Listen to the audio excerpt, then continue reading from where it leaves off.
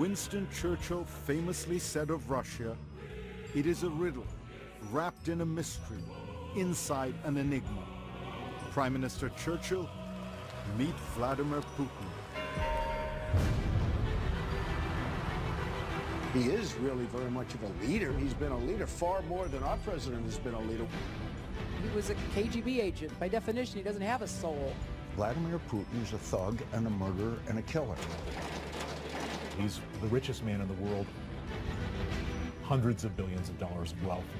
What does he want from Donald Trump? Putin is going to eat him like a sandwich. He'd rather have a puppet as president. You're the puppet. Just how powerful is he? Putin has an untrammeled authority. Hoorah! I don't see any checks on his power. So powerful, he rigged the American election? Of course, Putin wanted Hillary Clinton to lose. He despised Hillary Clinton. Whom would you like better?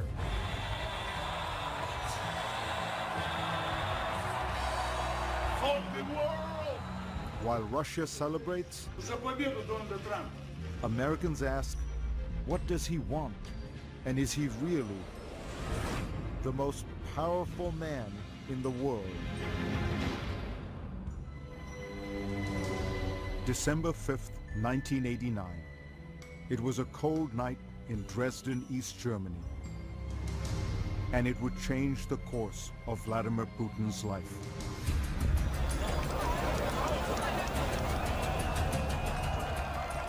The Berlin Wall had just fallen.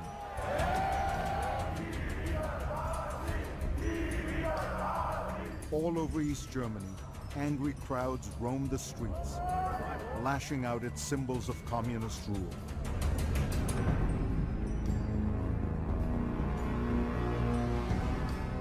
That night in Dresden, they found a target. The local KGB headquarters. A mob surrounded the building. As the hour grew later, the crowd grew larger. Inside, peering through the curtains, was a young KGB lieutenant colonel named Vladimir Putin. He was terrified that they were going to storm the building. Putin was a junior officer, but the boss was away. He was in charge. The Berlin Wall had come down. Police weren't going to help. And he called for instructions. Desperate for help, Putin dialed KGB headquarters in Moscow, over and over again. Finally, one official told him simply, Moscow is silent. And I think it felt like a deep betrayal to him. Vladimir Putin was on his own. He went down into the bowels of the building and fired up the furnace. He finds himself in the basement at a furnace shoveling documents as he hears demonstrations out on the street. They are burning the secret files so fast that the furnace is blowing up. Putin torched thousands of pages of KGB documents and secrets as the crowd closed in. With the fire still raging, Putin went outside and faced the mob by himself. There are armed guards inside, he told them. They will shoot you. And he's able to bluff his way out of it and tell the crowd, don't try it here, you're going to get hurt. Putin's threat worked. The mob dispersed. This is the drama that stays with Putin all the time. The fear of popular uprising.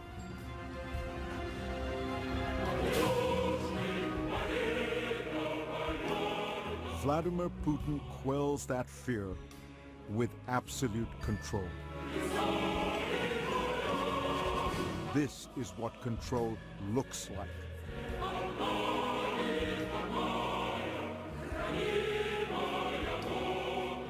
In one of the world's busiest cities, the streets are emptied for Vladimir Putin's motorcade.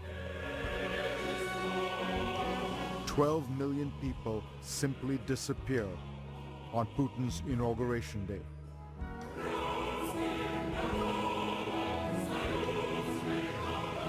Владимир Владимирович Путин.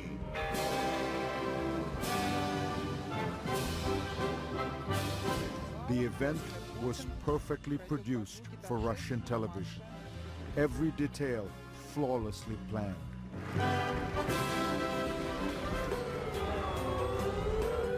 Almost every detail.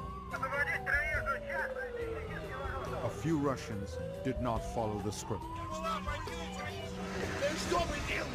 Literally a block away from his inauguration was a cafe called Jean-Jacques, where the opposition liked to gather and drink wine and drink coffee.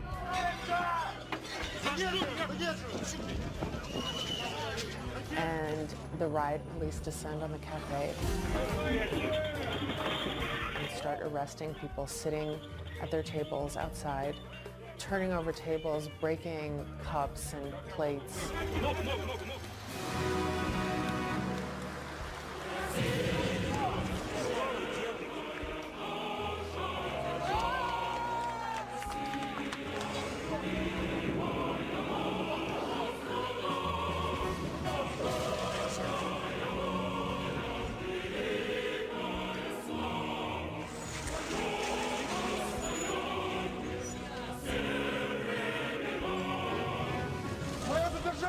The crackdown was not shown on Russian television. For 94% of Russians, their main source of news is television. If it didn't happen on television, it didn't happen. Putin controls television. There was absolutely no critical words about Vladimir Putin on the Russian airwaves. None, not one word. Putin controls everything in Russia. Putin has an untrammeled authority. I don't see any checks on his power. Минуту молчания.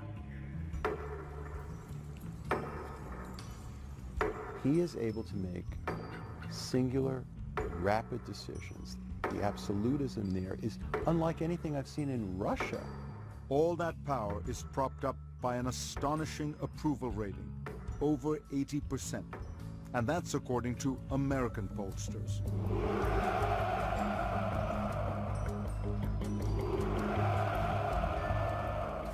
Donald Trump wins the presidency. But when the United States elected a new president, it looked like Russia had fallen for a new leader. Победа Трампа будет праздник для всего человечества. There were toasts all over Moscow, За победу Дональда Трампа. at the parliament known as the Duma, on talk shows, Они молодцы. and at bars. We are the champions of the world. But one man seemed utterly unsurprised by Trump's victory. Никто не верил, кроме нас с вами, о том, что он победит. Вот. He's happy to take credit. And that means that he won the US election. The man who is simultaneously president of Russia and in charge of the United States. Mr. Putin. Trump impersonators are everywhere in Russia.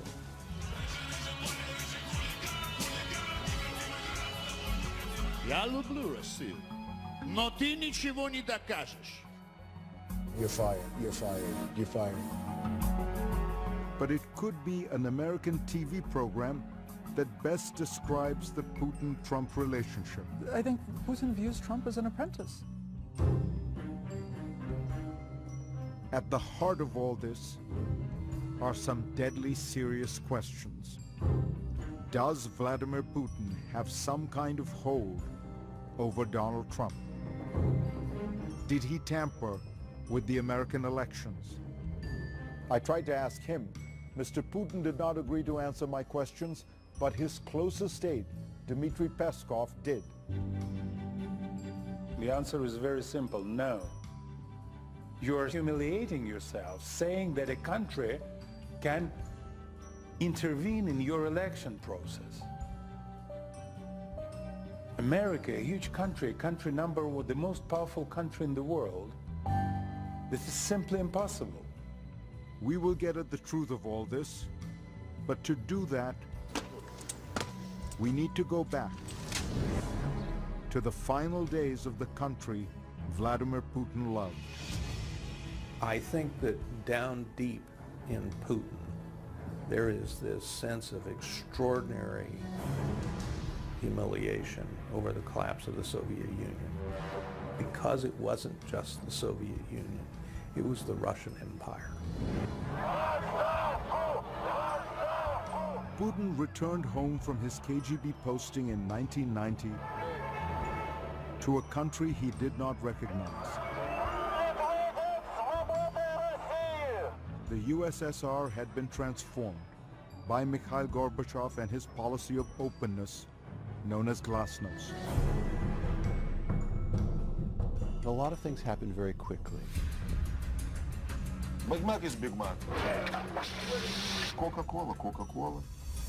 A romance with things Western.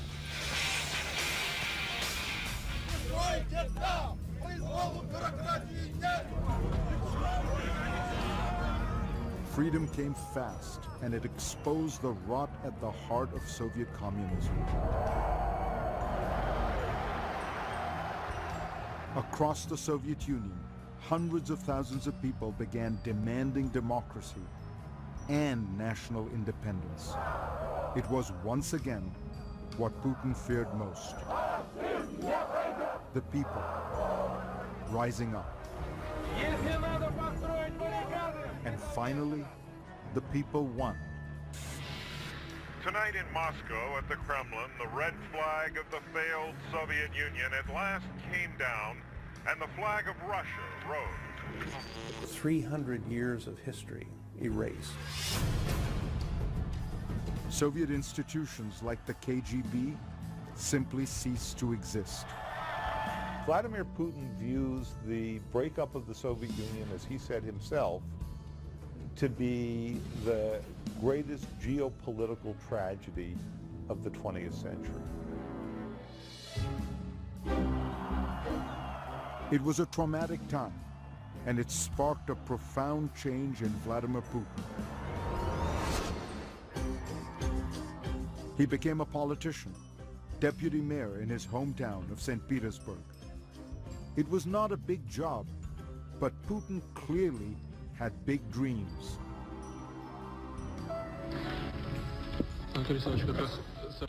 He commissioned this rarely seen documentary about himself. Presenting Vladimir Putin, the credits read, in power. Weirdly, the soundtrack is from the Broadway show Cats. The ambitious Putin may already have been looking toward Moscow because the Russian people were desperate for strong leadership. Under President Boris Yeltsin, the new democracy was a mess. The entire Soviet system, it just collapsed. The oligarchs, the men who profited on the spoils of communism, became fantastically rich. Mercedes-Benz is selling more of its top-line cars in Russia than in all the rest of Europe. But ordinary Russians were sinking into desperate poverty. There were dire food shortages, even starvation. I don't know how to feed my kids without milk. I just don't know what we're going to do. President Boris Yeltsin was in charge, but he seemed increasingly unstable.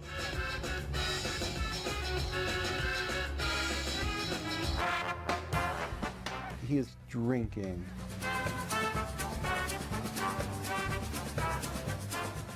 He's barely being propped up. Russians began calling for a new leader. They were tired of the embarrassments of Yeltsin. Waiting in the wings was Vladimir Putin. He had taken a job in Moscow in the Kremlin hierarchy, and he had risen through the ranks with lightning speed. From city bureaucrat to Kremlin superstar.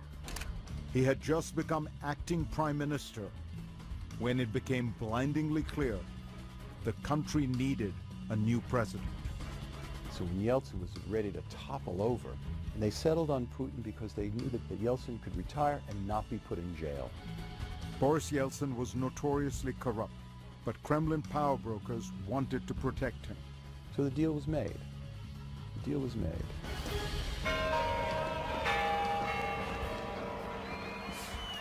December 31st, 1999. The surprise announcement from Boris Yeltsin that he is resigning as president and turning over power to his prime minister, Vladimir Putin. In the very first moments of the 21st century, Vladimir Putin became president of Russia. His first words: Идет очень жесткая конкурентная борьба. "We live in a competitive world, and we are not among its leaders." And right away, Putin began to change his country. He joined soldiers on the front lines of the war in Chechnya. He reassured Russians that better times were ahead. I think we'll get paid and we'll have work. The country quickly fell in love with Vladimir Putin. The #1 song in Russia was called "A Man Like Putin." He's just very, he's beautiful man, you see?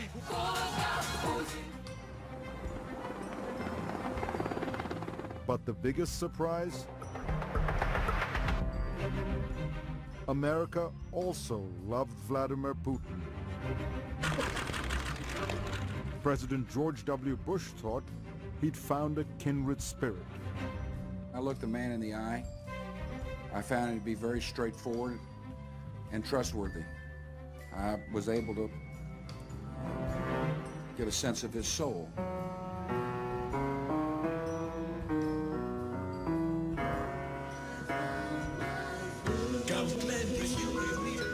Even Hollywood fell for the new Russian president.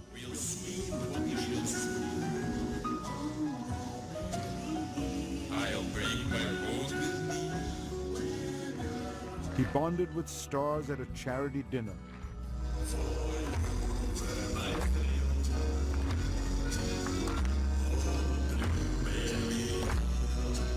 But the honeymoon would soon come to a crashing halt.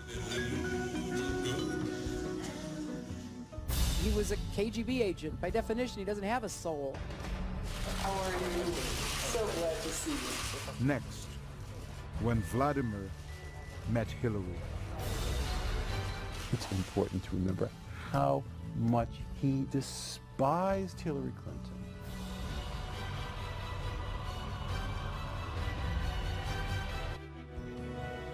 How many times will she leave her mark? How many ways will she light up the world? This is the woman. At the heart of the hacking scandal that rocked the 2016 presidential election Ladies and gentlemen, was an old grudge. my mother, my hero, and our next president, Hillary Clinton. It went beyond ideology. It was personal.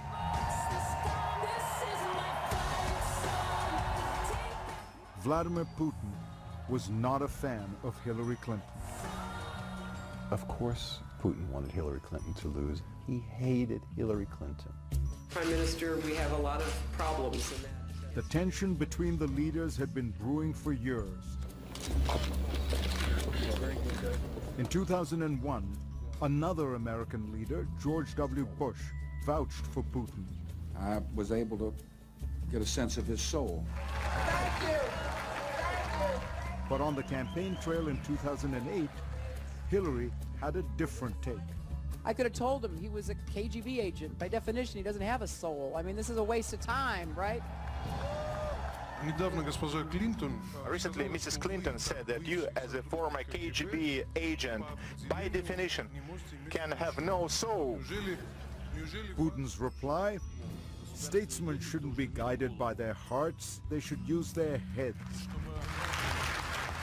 Clinton had a lot of tough words for Putin over the years.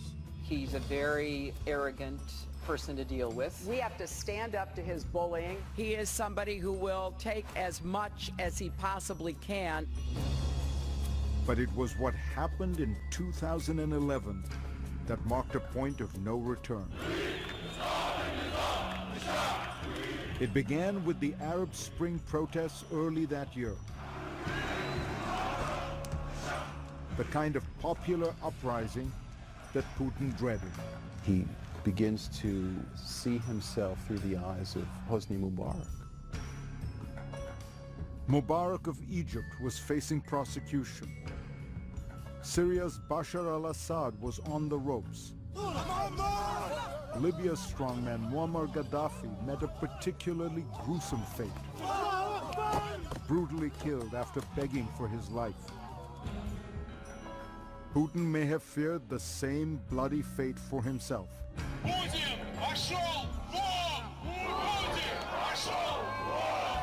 Just a few weeks later, rebellion arrived in Russia. Tens of thousands rallied in the streets of Moscow. The biggest protest there since the fall of the Soviet Union. People were hanging off lampposts, people were in the streets. It's really shocking. Putin was now living the same nightmare he had endured as a KGB officer in East Germany in 1989. This time in his own backyard. And he wasn't even president at the time. He was prime minister, having handed the presidency over to his associate, Dmitry Medvedev. As the winter went longer and longer and got colder and colder, the protests got bigger and bigger. As Putin saw people turning against him, Hillary Clinton weighed in.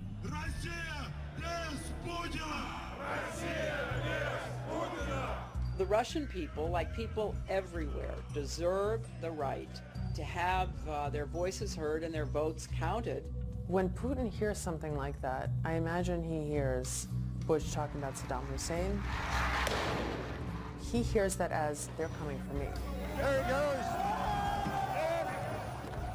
They're trying to drive me from power. And what the hell do you know about my people and whether they deserve to have their voices heard? Like, I'll tell you if they should have their voices heard. Russians had a lot of reasons to be angry. Владимира Путина на должность президента страны. That fall, it was announced that Putin would run for president again, for a third time. That meant he could potentially rule Russia until 2024. Some people said, oh my God, I'm going to die with this guy in power. A few months later,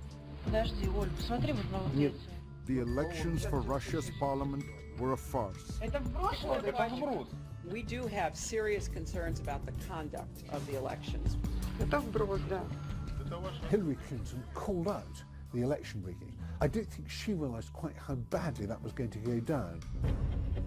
With his back against the wall,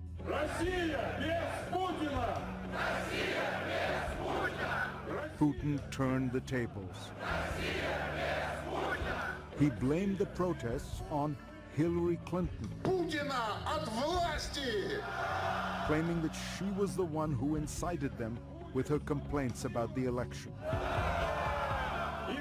There are growing restrictions on the exercise of fundamental rights.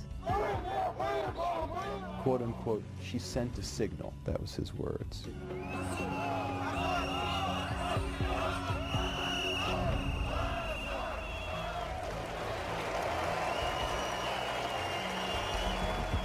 Putin's strategy propelled him to victory.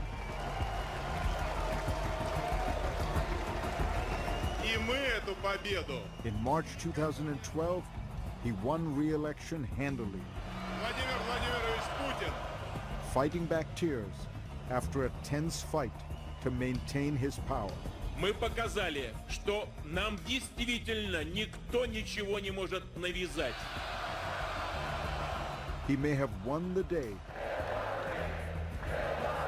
but Vladimir Putin never forgot about the woman who had kicked him when he was down. Do you think he'd resolved, you interfered with my elections, two can play this game? I think that that's the line of thinking that led him to the intervention. I mean, I'm totally convinced the Russians were meddling and intervening covertly. U.S. intelligence concluded that Putin personally ordered a campaign to influence the American election, in part because he holds a grudge for Clinton's comments in 2011. The other accusation Putin has denied that Russia was hacking the Democrats. Я об этом ничего не знаю.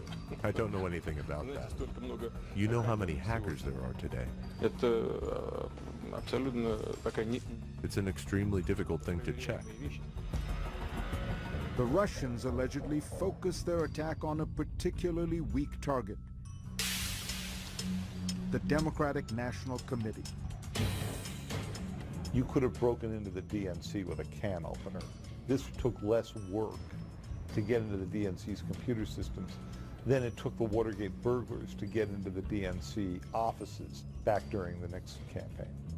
More than 1,900 emails released. In the middle of a tight race, The leak revealed transcripts from some... embarrassing emails mysteriously leaked from the Clinton campaign were all over the news.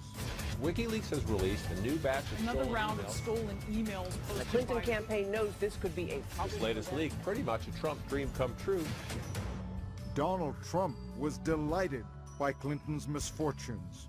Russia, if you're listening, I hope you're able to find the 30,000 emails that are missing. Donald J. Trump will become the 45th president of the United States, defeating... In the end, America's election went Putin's way.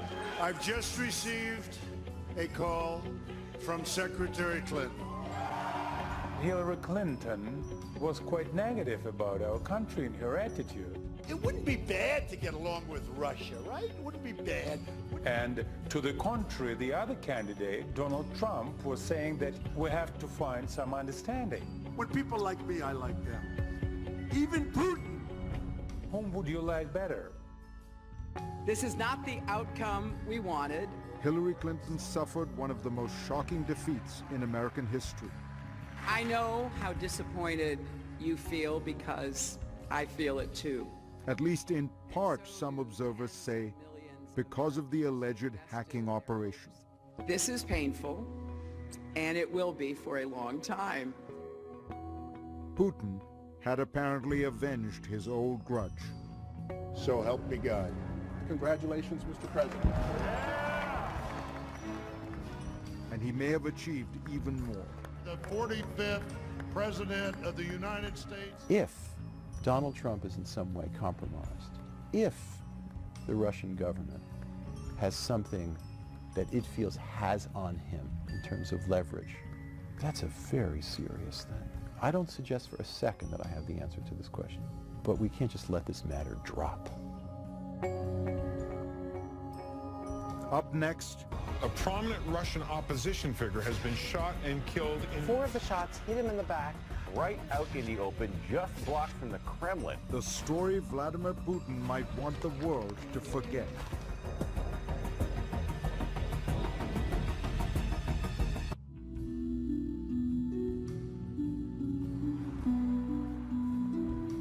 February 27th, 2015, nearly midnight.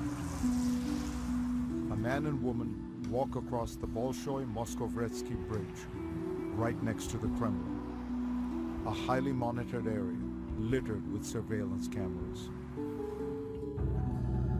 All those cameras, but amazingly, this grainy, faraway video is the only footage that exists of a critical moment in recent Russian history. Inside the circle of what a Moscow TV station purports to be Boris Nemtsov and his girlfriend. Nemtsov was, of course, the well-known Russian opposition leader who led the protests in 2011. The station says that while this snowplow hides the two from camera's view, Nemtsov was killed, shot 4 times in the back. A prominent Russian opposition figure has been shot and killed in... 4 of the shots hit him in the back. Right out in the open, just blocks from the Kremlin. So, who murdered Boris Nemtsov? Это позорное явление. Трагическое и позорное. Vladimir Putin condemned the killing, calling it shameful and impudent. And 5 Chechens are currently on trial for murder, but the court case plods along. In the meantime, doubts remain. The assassination was extremely professional. Russian-born journalist Julia Yoffe says that only one group could be that professional. Nemtsov's girlfriend, who he was walking with, didn't realize he had been shot until the car was already driving off. It was quick and professional, and nobody has that kind of training outside the government. Senator John McCain takes it one step further. Vladimir Putin is a thug and a murderer and a killer and a KGB agent. He had Boris Nemtsov murdered in the shadow of the Kremlin. This is personal insult. This is a lousy behavior from a politician. That is Putin's top aide and spokesman, Dmitry Peskov. It's nonsense. It's nonsense. There is nothing to comment on. Over the course of Putin's time in power, his regime has been accused of involvement in the deaths of many of its critics, including the journalist Anna Politkovskaya and the former KGB agent Alexander Litvinenko. The scholar of Russian studies, Stephen Cohen, responds. There's not a shred of evidence. There's not a single fact to sustain these allegations. But they take on a kind of folklorish reality. Тут господин Путин сказал. The allegations that Putin might have played a role in Boris Nemtsov's murder may stem in part from the evidence that Nemtsov had been accumulating against the president. Nemtsov was about to reveal information that would prove Russia's involvement in the conflict in Ukraine. That Ukraine report was released a few months after Nemtsov's murder. But there was an earlier Nemtsov report published in 2012 that also was embarrassing for Putin. It claimed the president had 43 planes, 15 helicopters, and 4 yachts at his disposal, including 1 super yacht. Then there are the palaces. Nemtsov's report says there were 20 presidential palaces available to Putin at any time. One of the palaces, known in the press simply as Putin's Palace, was said to be worth $1 billion. This is not true. This is actually perverted commenting of reality. Putin's spokesman, Dmitry Peskov, says every world leader, especially the leader of a nuclear power like Russia or the United States, has access to state-owned homes and planes and helicopters that are safe and have secure communications. Of course, he uses these vehicles, this plane, these residences, but it's not his property. The rumors about his wealth, the rumors about the palaces, has nothing to do with reality. It's just lies. The rumors of Putin's wealth, well, some of them are simply staggering. And some people, including myself, believe that he's the richest man in the world or one of the richest men in the world. Bill Browder was once the largest foreign investor in Russia. Now he's one of Vladimir Putin's toughest critics. We talked in 2015. You really think Putin is the richest man in the world? I really think that. And I'm not just saying that crazily. Estimate his net worth. 200 billion. Really? I believe that it's 200 billion. That would make Putin almost 2.5 times wealthier than the man whom Forbes says is the world's wealthiest, Bill Gates. all these rumors, all these accusations about billions and billions of dollars as his fortune, this is not true. Don't believe in that. He's got nothing. He's got what he writes in his personal financial declaration every year. Putin's most recent financial declaration says that he personally owns less than half an acre of land, a roughly 900 square foot apartment, and a 200 square foot garage, into which maybe he puts the vehicles listed in that document. A vintage Russian sedan, a Russian 4x4, and a trailer like this one.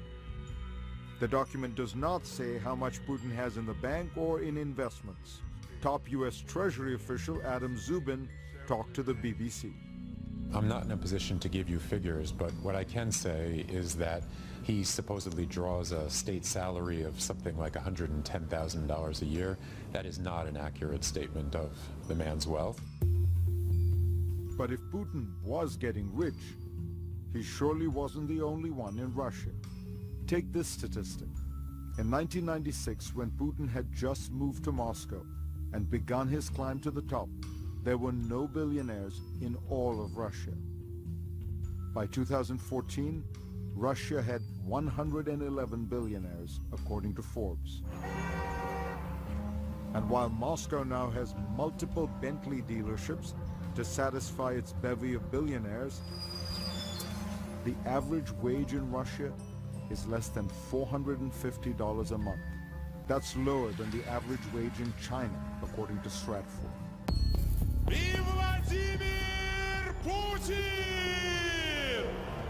But despite all the allegations, despite all the accusations, the fact remains Vladimir Putin is remarkably popular in Russia. Why?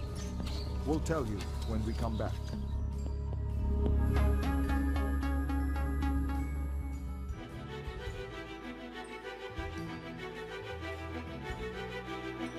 The most powerful man in the world is also the most popular. Vladimir Putin's approval rating has soared as high as 86% in recent years. Consider that American presidents are happy when they break the 50% mark.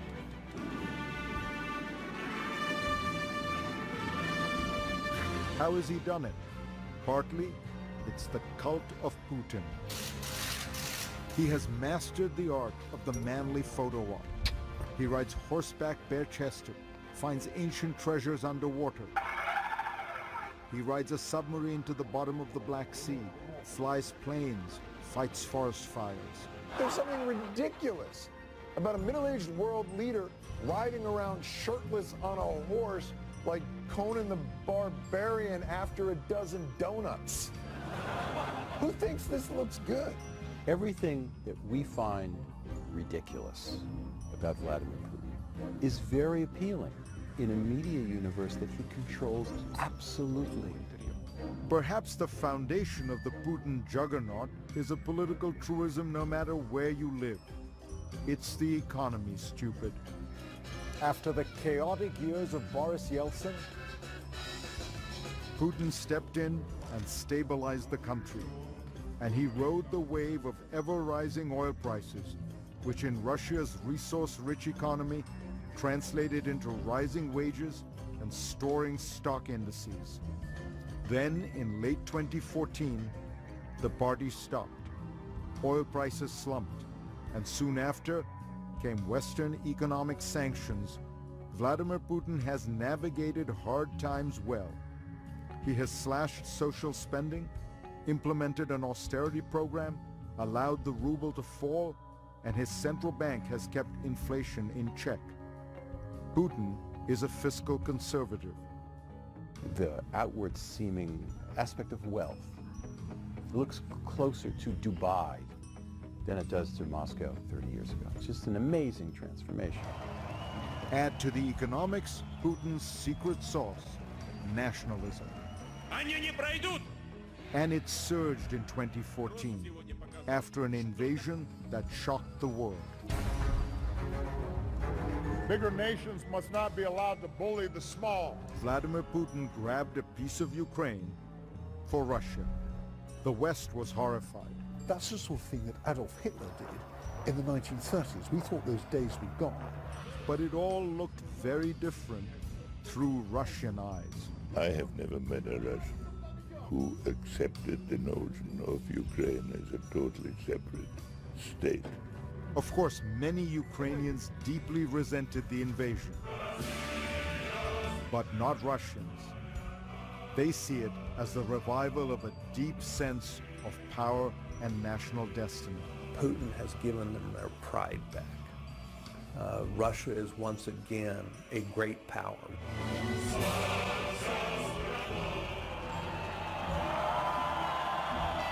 Putinism is an ideology of social conservatism, of anti-Westernism, but above all, of national power.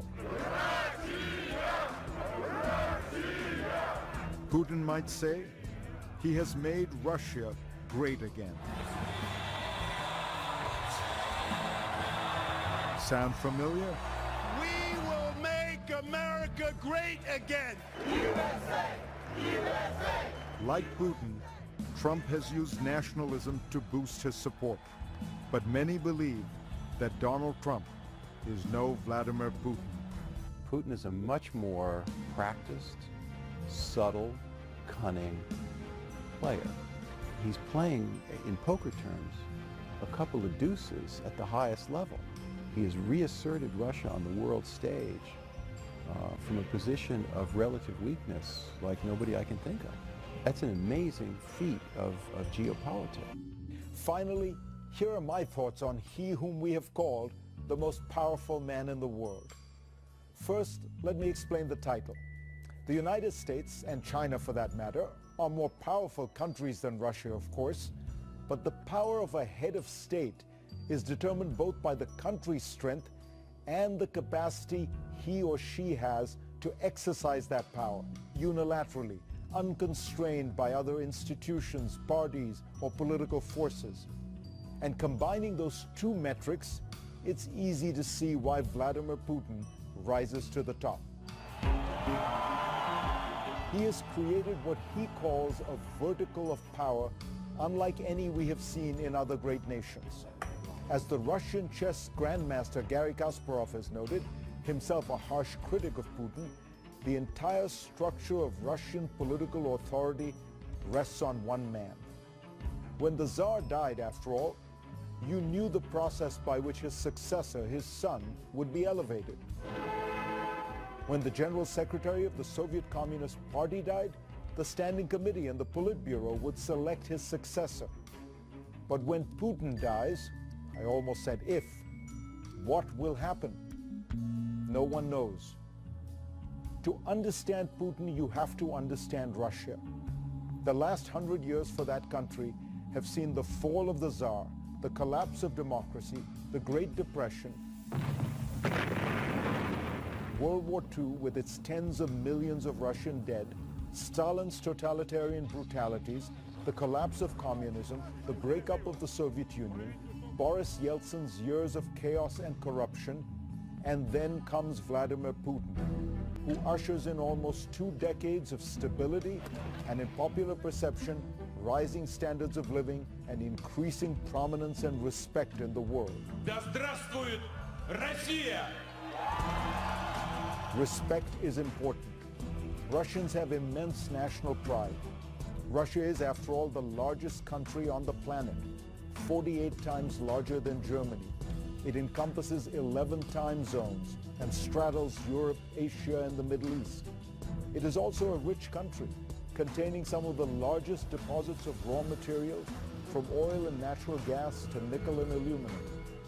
Culturally, it has often thought of itself as the Third Rome, preserving Christianity even as Rome and Byzantium fell to the barbarians. Putin understands Russia, but he also understands the world.